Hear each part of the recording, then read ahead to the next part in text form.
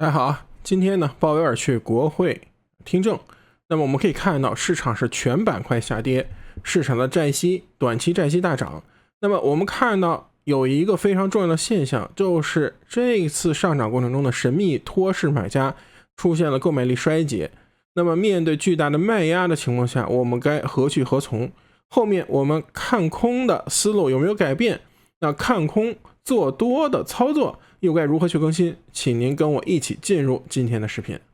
好，那么 equity 市场上我们可以看到是全板块下跌，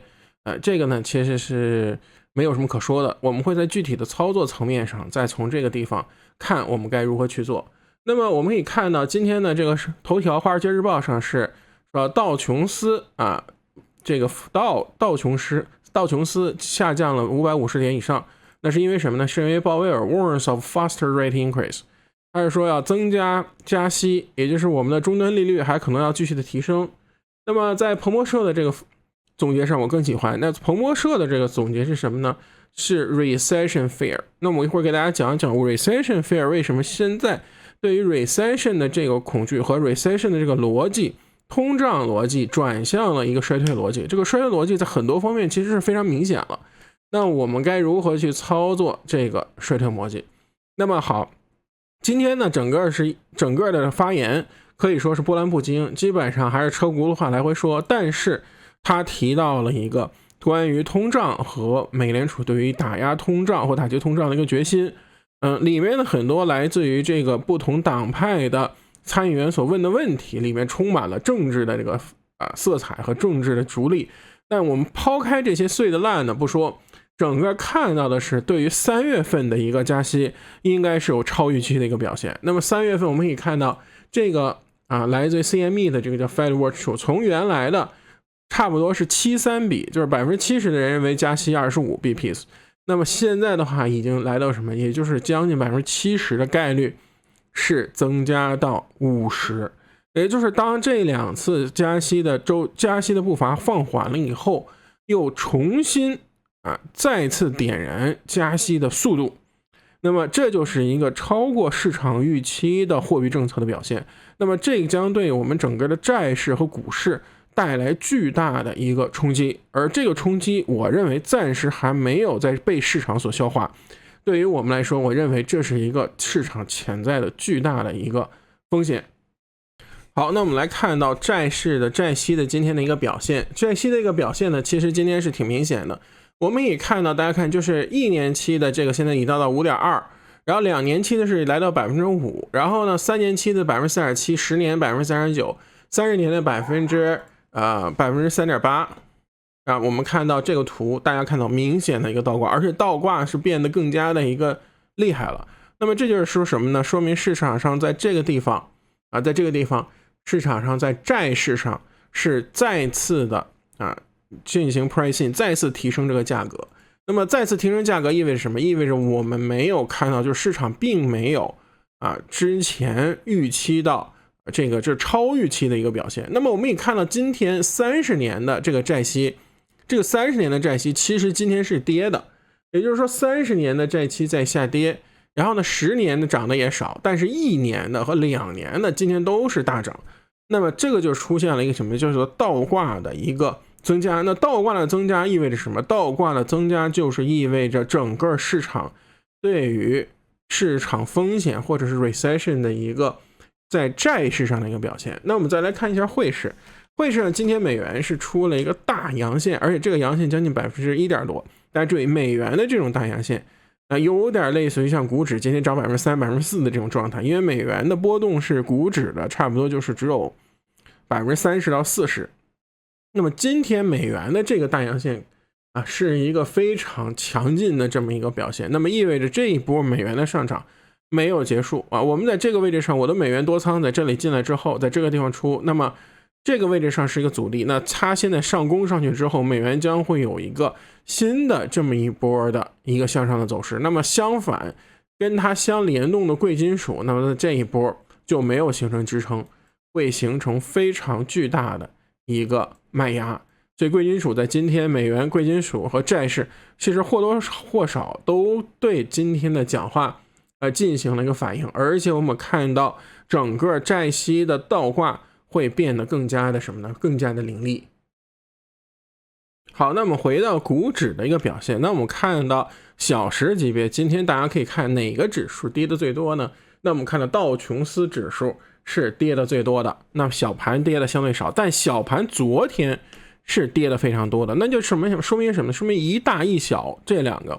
表现非常差，一大一小表现非常差，是非常典型的咱们说的衰退交易的一个思路。那么我们来总结一下衰退交易的思路。第一，衰退交易出现的时候意味着什么？意味着长期国债的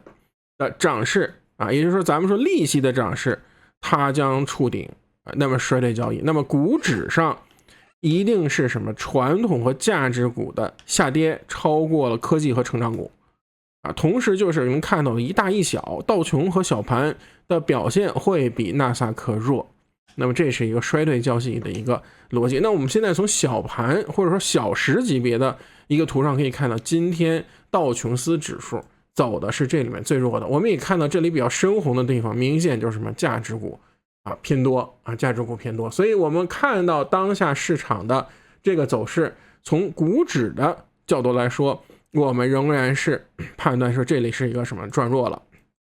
啊，而且是一个衰退逻辑的一个开始。那么我们再从另外一个交易的角度来说，我想跟大家分享的是什么呢？我们说市场上有多个资金的一个博弈。那么之前我给大家分享了市场包括对冲基金、货币基金，还有就是股票回购啊，还有一些主权基金它们的变化。那么今天我们知道对冲基金称为傻钱，在这个市场中的购买是比较多的，它在这个位置上支撑住了整个市场的一个走势。那么我们说它在这个地方呀支撑住了一个走势，它另外一方面是由于股票回购啊，大家注意，股票回购极大程度的支撑了市场走势。那么我们说股票回购主要是哪些公司呢？美国这些超大公司特别喜欢股票回购，那么它的这个股票回购的话，主要体现是道琼斯这个指数的比较强劲。那么大家知道股票回购往往有一个封锁期，这个封锁期是什么呢？就是它在报业绩之前的40来天是没法做任何回购的。那我们来随便找一个银行，一般来说比如说 Citibank， 大家看 Citibank 这个什么时候报呢？它大约是在什么呢？4月14号。那么现在如果看4月14号的话，那么我们知道银行板块在回购这一方面它的窗口已经关闭了，也就意味着在4月14往前推40多天，正好是现在这个时间，也就是从3月中开始，我们说3月中开始整个的这个股票回购的这个窗口将关闭，那么意味着市场上最大的一个买家出现了衰竭啊。那么另外一点，我们再跟大家回顾一下，另外的就是对冲基金中的 CTA 策略将近有20个 billion 的一个卖盘，他们的关键的点位在4007到4020之间。那么现在的话也来到了这之下，意味着它的卖盘也会加深。那么我们综合上来说，当我们看到的是市场上1年期这个地方强力的一个突破，1年期的突破，2年期强力的一个突破，那意味着更多的钱会选择咱们说的 money market， 就是资金市场，而躲避市场上不管是债市和股市的风险。那么对于衰退的一个担忧，会让30年的这个国债反而走弱，所以我们知道很多朋友跟我们一起是做的这个TLT。那么 TLT 从我们你可以用 TLT， 当然也可以用这个什么呢？用这个ZB， 也可以查这个30年的这个或者20年的这个成长。那我们用30年的这个期货 ZB 来看那么这个位置上其实就是一个什么呢？标准的一个破底翻了。破底翻之后，我们在这里采取的是一个在下面卖期权，下面卖期权，上面卖 cover call 的这么一个方式，来做一个对它进行一个什么刮钱的这么一个动作，做一个叫 income strategy 的一个动作那么是在这样的一个过程。那么我们如何去去做这个股指呢？我们再来跟大家分享一下我对短期的一个看法。那昨天其实才更新了，昨天更新的时候，我认为这波30分钟的回调应该是一个买入的机会。那么今天是有大的事件，我们会不会有改变我的看法呢？我跟大家看说，昨天的时候我跟大家分享是这样，如果是走红色这种的话，我们会有一个买入机会，而黄色这种走势的话，就会进行什么？进行重新评估啊，重新评估。那我们来看看30分钟是不是这样？好，30分钟，这个是买点之后出上来之后出现了一个做空点或者卖点，都可以，无所谓了。这是我自己交易的系统。那么这个拉上来之后，现在是一个回调，而这个回调的深度是比较深的。那么这个回调大家可以看到，这个里面的回调深度已经超过了一半啊，上涨的一半。那么我们如果说这一轮上涨有没有结束，我认为没有结束，但是我对它的预期会大幅降低。那么就是这一波下跌以后啊，这一波下跌以后，我认为这一波下跌以后它会有一个比如说还反弹，它就不能指望着它比如说反弹直接回到一个新高的这样一个状态，走出这样大的 ABC 的状态，而是我看这个地方呢，它的一个反弹会是一个可能是一个形成一个叫做 higher lower high 的这么一个状态，形成一个次高点。那么这是我对市场的一个预期。那么不管如何，我们的任何反弹推上去之后，都会执行我对整个市场上的这么一个判断。那么判断是什么呢？就是我们仍然坚持什么？坚持对于中长期的一个看空，而且我昨天发了，就是从看空到比较坚定的看空。那么坚定的看空，我们首先在操作上就要想到一个什么呢？就是我错了该怎么办？所以我在看空的过程中，我们之前跟大家分享了，我从400的这个 put。6月400的 put， 然后呢，我们锁利的话转到了380的一个 put 和345的一个 put spread， 然后再不断的操作345的 put spread 来降低380的这个量。然后呢，我当下的话看空是上涨趋势中，我把这个 3%， 差不多它现在是 3%， 而且是纯利润，把它进行一个加仓啊。现在呢，准备等它弹起来这一波之后，进行一个加仓到大约 5% 的这么一个状态。然后呢 5% 是怎么来呢？就上次做美元的盈利，把上次做美元盈利和这次做滚动操作的盈利，纯盈利的也就是纯盈利大约 5% 的仓位进行一个操作。但30分钟左右的操作的话，我们那就是另说了。那么整体上来说，仍然是一个对于风险控制住的这么一个操作。因为如果真正比较大的一个下跌，大家想 5% 的期权操作，随便翻个1-2倍，而且呢，就是说比较不错的一个翻倍，那么就能带来 5% 到 10% 的收益，其实是非常多的。但如果我错的话，我有时间对它进行处理，而且是不断打低380 put 的这个价格，那是我们对于这个股指的操作。所以我们说上次我分享了3月份会有一个比较大的波动，那大家就会有人就问，非要问一定是看涨还是看跌？在我这里呢，就肯定不会有很多的 callback 说我多准，因为每个分析都是在分析我该如何去做，而不是去猜市场上我该如何去走。好，插播一下我们小广告，就是今年的训练营，它的交易不是交易窗口啊，就是报名的窗口呢，准备关闭，准备去逐步关闭了。因为呢，我们这个每一年也就差不多招这部分人，然后呢带着大家要完成将近6到7个月的一个学习。那么这个6到7个月的学习，我把它总结成为叫做典型的花钱买罪受这里不仅给大家准备了几十本书的这种阅读量，同时还有这个80几个，差不多80几个吧，这样的一个视频的一个学习，还有大量的这个作业这个作业的量也是非常巨大的。那么在整个的7到8个月的学习和锻炼中，你将付出巨大的努力去争取在市场中生存下来的一个方法，而这些方法都没有任何的捷径在这个过程中呢，你都需要花大量的时间和精力。那我们号称这是花钱买罪受的这个训练营呢，在这个月的月底就将关闭了。如果大家最后呢有兴趣上末班车的朋友呢，可以到我们的Discord 找管理员咨询。那比如说有些朋友说我没有比如你没有进行一个布局，那么如果没有布局到仓位的朋友的话，我会发现这里面有一个非常好的一个机会。那么这个机会是什么呢？这个机会就是道琼的一个机会。道琼在这个地方大家看是一个非常强势的结构，而在这个强势的结构中，它形成了一个盘整区，这是道琼的一个盘整区。那么在这个盘整区我换一下给大家换一下。我们看到道琼呢，在这个盘整区，它形成了比较大的一个反弹，而且我在这个30分钟上在30分钟上，我们其实是做了一大波这个道琼，主要是做了道琼这一波的盈利那么它今天的这个回调非常恐怖，那么就是直接就相当于直着砸下来了。那么这一轮正好出掉了以后，那么下来了以后，我们可以看到这个阴线是非常大的，而且带着比较大的量下来的。那么我们就会看到，我们可以在这里画出一条损益比极高的交易机会。那么我再次跟大家强调，在我这里你看不到或得不到所谓的猜测涨跌的游戏，我们在这里只找比较好的有损益比的交易的机会那么我们可以再说，看这条线画出来了之后，那么意味着什么呢？就是意味着我们现在在这里可以看到一个道琼的一个区间，就是它在这一波拉起来之后会形成一个区间。那么这个区间一旦贯破这个区间一旦形成一个贯破，就是一个非常不错的波段的一个做空机会。所以我会在这里盯着道琼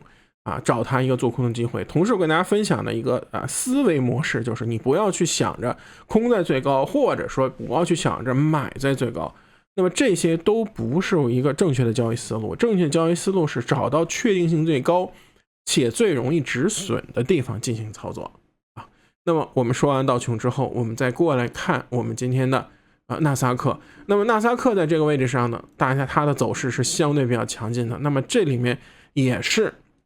在这个地方它形成了一个弱势结构。那么它比道琼好的是，它现在还没有来到这个颈线，我们会对它进行一个观察好，那么这也是大家看标普的话，这里走势也是形成了一个比较弱势的这么一个结构也弱势结构。而且如果给大家拆解成一个30分钟的图来去看的话，你可能会有一个更加明显的这么一个就是更加明显的一个看法。大家看我这里面呢，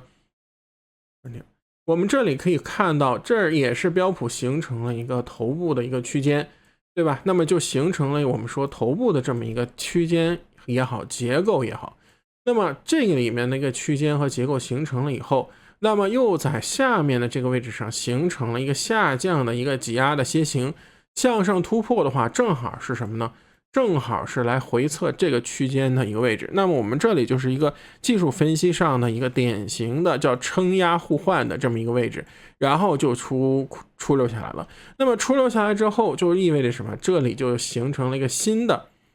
就是说明确认了这里的头部这就确认了这里一个头部。那么它的反弹，如果它出现了比较明显出现了一个反弹，那么我们在这里反弹就有30分钟的一个交易机会。什么意思？就是意味着越接近黄线的4074的这个位置，那么就意味着我们损益比最高。那么这拉起来之后形成了一个弱势，就可以下一个空单，是因为你拉起来之后，那么我的止损就在4080和4074附近。那么再突破上去，我们再做重新的评估。那么当下的话就可以这样做。那么你的下一个比如说强力的一个支撑点是在什么呢？是在大约这个位置上。那么这个位置上是什么？这里有一个成交的一个密集区